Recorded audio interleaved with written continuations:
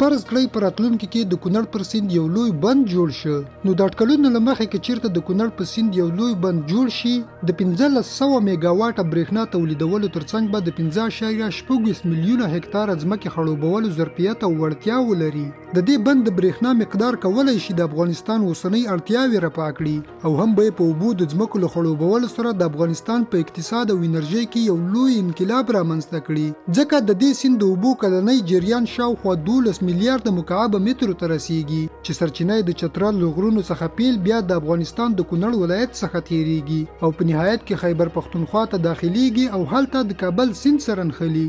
د دې سیند اوږدوالی شاوخوا 480 کیلومتره پورې رسیږي، چې له دې جملې څخه ډیره برخه په افغانستان او کمه برخه په پاکستان کې جریان لري. د دې بند په جوړېدو سره به د برېښنا څراغونه د هیواد په هر ګوټ کې روښانه شي.